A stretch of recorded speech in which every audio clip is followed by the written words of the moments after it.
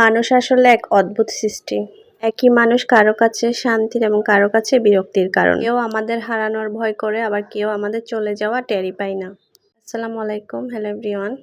কেমন আছেন সবাই? আলহামদুলিল্লাহ, আমিও ভালো। একটি নতুন ব্লগে আপনাদেরকে ওয়েলকাম করছি। তো সকালের নাস্তা রেডি। সকালে ঘুম থেকে উঠে আমরা নাস্তা করে নিচ্ছি। পরোটা বানিয়েছি, এদিকে সবজি ভাজি করেছি, ডিম পোস্ট করেছি, আবার পিঠা বানিয়েছিলাম। তো সব কিছু আমি টেবিলে সার্ভ করে দিচ্ছি নাস্তা করার জন্য। তো আমরা নাস্তা করে নিচ্ছি সবাই সকালে ঘুম থেকে উঠে।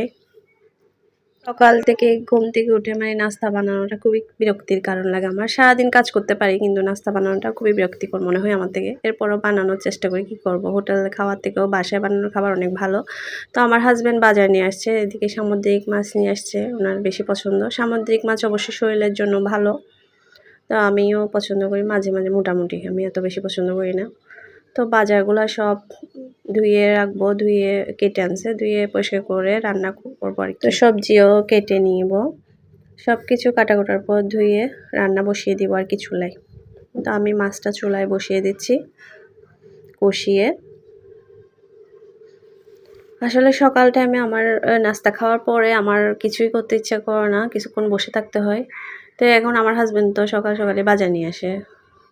বাজারগুলো তো কী করবো, আর আলসেমি ছেড়ে এখন রান্না বসিয়ে দিলাম। আমি যে একবারে দুপুরে রেস্ট করবো খাওয়া দাওয়ার পরে।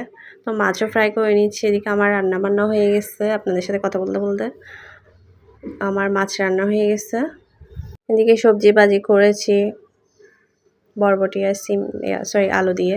তারপর এদিকে মাছের মাথা দিয়ে আলু রান্না করেছি, মাছ রান্না করেছি টমেটো দিয়ে একটু ঝোল করে।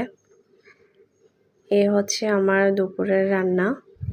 তো আমরা খাওয়া দাওয়া করে কিছুক্ষণ রেস্ট করার পর আমার শাশুড়ি পিঠা বানিয়ে দিচ্ছে ওনার ছেলের জন্য। আমাকেও শেখাচ্ছে যে এরকমভাবে বানাবা।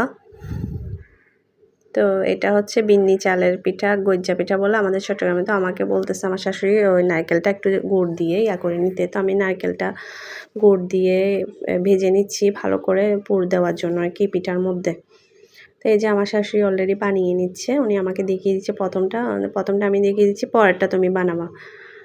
তো প্রথমটা আর ভিডিও করা হয়নি ওখানে। তো আমিও ভয়ে ভয়ে বানিয়েছি, হয়েছে মাশাআল্লাহ মোটামুটি। এত সুন্দরভাবে হয় নাই আর কি। তো আমার শাশুড়ি বলতেছে সমস্যা নেই, নেক্সট টাইম আবার বানালে তোমার হবে। মাশাআল্লাহ মজা হয়েছে। আমার শাশুড়ি প্রশংসা করতেছে আমার যে না পিঠা হয়েছে, তুমি পারবা নেক্সট টাইম বানালে। আমি জি আম্মা ইনশাআল্লাহ, আপনিও সাথে থাকবেন, আমার ভয় লাগবে না। তো এরপরে আমার মেয়ে রাত্রের জন্য মাছ মাংস খাবে না, ঘরের খাবার। রাত্রে নাকি কাচ্চি বিরিয়ানি খাবে। তো ওর আব্বু নিয়ে আসছে কাচ্চি বিরিয়ানি। তো খেয়ে নিচ্ছে, মাশাআল্লাহ ঠিক আছে টেস্ট কাচ্চি বিরিয়ানির। মাংস দিয়েছে। আমার মেয়েকে রিভিউ দিচ্ছে, তারপর বলছে আম্মু ভিডিও করা। আমি হ্যাঁ ভিডিও তো করতে হয়, কারণ আমাদের বাড়ির সবার হয়ে গেছে। আগে খাবারের আগে সব কিছু আমি ভিডিও করি, ওদের অভ্যাস হয়ে গেছে আম্মু ভিডিও করে নাও। তো আমি যে তুমি খাও, আমি ভিডিও করেও রিভিউ দিচ্ছি। আম্মু মাশাআল্লাহ মজা হয়েছে, মাংস সফট একদম, সব কিছু রিভিউ দিচ্ছে আর কি। অনেক রেস্টুরেন্টে আবার মাংস দেয় না ভালো করে, হাড্ডি দিয়ে দেয়। তো এটাতে ভালোই মাংস দিয়েছে, এটা রিভিউ দিচ্ছে। তো আজকের মতো আমার ব্লগটা এখানেই শেষ করছি। সবাই ভালো থাকবেন, সুস্থ থাকবেন। আল্লাহ হাফেজ।